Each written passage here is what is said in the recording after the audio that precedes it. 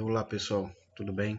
Como prometido para vocês, eu vou estar resolvendo as questões do exercício que a gente passou na semana anterior, como forma de revisar com vocês esse conteúdo de grandezas diretamente e inversamente proporcionais.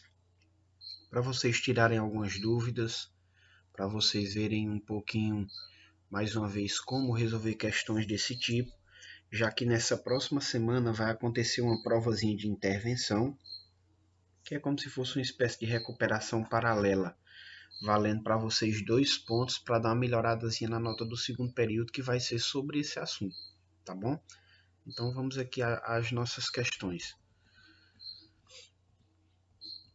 A primeira delas diz assim, pessoal, ó, com 2,5 gramas de farinha de trigo foram feitos 30 pães.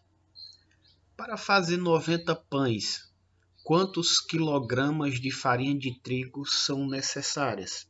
E aí vão aparecer minhas informações aqui, minhas alternativas.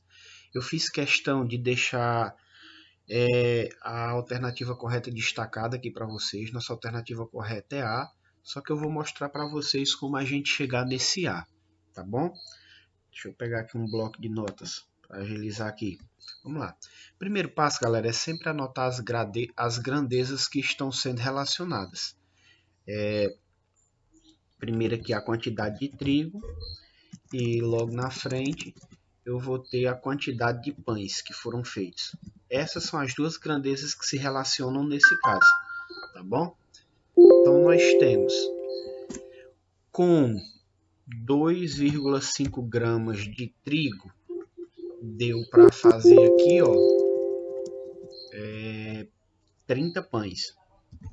Aí a questão quer saber, para fazer 90 pães, qual a quantidade de trigo que deve ser usada?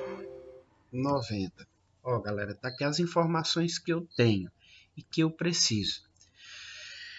Depois de registrar essas informações, eu lembro que eu disse para vocês nas aulas que a gente tem que sempre identificar se essas duas grandezas elas são diretamente ou inversamente proporcionais.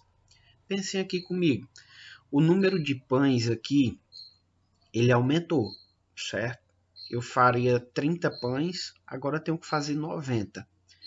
Para fazer mais pães, tu concorda que eu preciso de mais farinha de trigo? Então a quantidade de farinha aqui também vai aumentar quando a quantidade de pães aumenta. Então quando um aumenta, a outra aumenta também. Eu já sei que essas grandezas elas são diretamente proporcionais. Então eu posso fazer a conta direto por aqui, tá certo? Então eu vou ter aqui, galera, eu vou mostrar essa questão para vocês por um processo mais simples. O 90, você concorda que ele é 3 vezes de 30? Então, se a quantidade de pães aumentou em 3 vezes, a quantidade de trigo também vai aumentar em 3 vezes. Então, só é você multiplicar 2,5 por 3 que você vai encontrar o valor do x aqui, ó. Por que por 3, Aldivan? Porque os pães aqui ele aumentou em 3 vezes. Então, o trigo também aumenta em 3 vezes. Então, 2,5 vezes 3, eu vou ter 7,5, tá certo? Essa é a nossa alternativa correta para essa primeira questão, tá bom? Sem precisar fazer a nossa continha. Se fosse para fazer, a gente faria o seguinte: 30 vezes x, nós temos 30x, isso é igual a 2,5 vezes 90, que aí a gente prosseguiria e a gente ia chegar no valor de 7,5. Eu não vou fazer aqui para não alongar muito o vídeo, já que eu já mostrei um método diferente para vocês fazerem, tá bom? Vamos seguir para a nossa próxima questão aqui. A questão 2, ela diz o seguinte, ó. Trabalhando 10 horas por dia, um pedreiro constrói uma casa em 120 dias.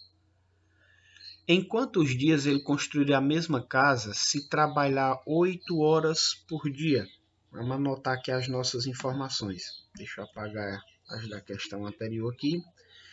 As grandezas aqui agora não são mais trigo e pães. As grandezas aqui são horas trabalhadas. Vou anotar aqui só horas. Quantidade de dias. Vamos aqui a essas informações. Trabalhando 10 horas por dia, o pedreiro constrói a casa em 120 dias. Aí a questão diz o seguinte: se ele trabalhar só 8 horas por dia, quantos dias ele vai levar para construir essa casa? Eu tenho aqui as minhas informações todas anotadas. O próximo passo é saber se a quantidade de horas que ele trabalha por dia é diretamente ou inversamente proporcional à quantidade de dias que ele vai levar para terminar o serviço. Aqui eu tenho, trabalhando 10 horas por dia, levaria 120 dias. Galera, pensa aqui comigo, é uma coisa lógica. Se eu trabalhar menos tempo, tu concorda que eu vou demorar mais para terminar o serviço? Então, quando eu diminuo a quantidade de horas trabalhadas por dia, ele trabalhava 10, diminuiu para 8. Essa grandeza aqui diminuiu. A quantidade de dias que ele leva para fazer o serviço vai aumentar. Quando um está diminuindo aqui, o outro automaticamente aumenta. Quando isso acontece, essas grandezas elas são inversamente proporcionais. Então, para mim começar a resolver, eu tenho que trocar esses dois aqui, ó. O 120 vem para baixo, o x vai para cima, tá bom? Só consertar aqui, 120 vem para baixo, x vai para cima. Agora sim eu posso fazer o meu cálculo, pessoal, ó. 8 vezes x, eu vou ter 8x. Isso é igual a 10 vezes de 120. Essas contas aí vocês vão poder fazer na calculadora, tá? 10 vezes de 120 dá 1.200, tá? Para descobrir o valor do x, eu deixo ele sozinho. E esse 8 que está aqui, ele vem aqui para baixo dividindo. Então, vai ficar x igual a 1.200 dividido por 8. Se você dividir 1.200 por 8, você vai estar encontrando esse valorzinho aqui, ó, 150, tá? É a quantidade de dias que ele leva para concluir o serviço. Se ele trabalhar 10 horas por dia, 120 dias. Mas como ele optou para trabalhar menos tempo por dia, trabalhar só 8 horas, lógico que o serviço vai demorar mais um pouco. E eu descobri aqui que esse serviço demoraria 150 dias para ser concluído. Vamos à nossa próxima questão.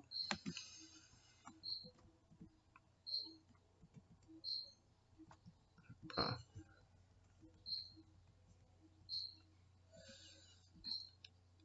Essa aqui eu não vou usar nenhum bloco de notas para resolver, pessoal. Ela é uma questão bem simples.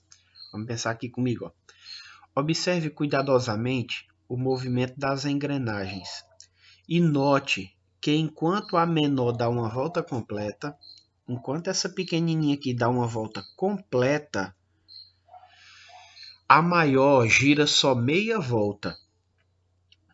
Enquanto a engrenagem pequena dá 10 voltas completas, a engrenagem grande dá... Ó, galera, vamos pensar aqui comigo, ó. Quando essa aqui dá um giro completo, essa aqui só gira meia volta. Então, para a grande dar uma volta completa, a pequena tem que dar 2 giros, tá?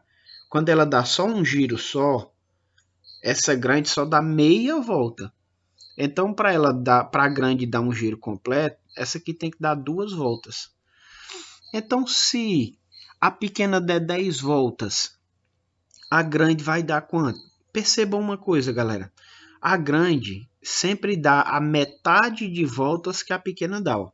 Quando a pequena dá uma volta, a grande dá só meia, metade.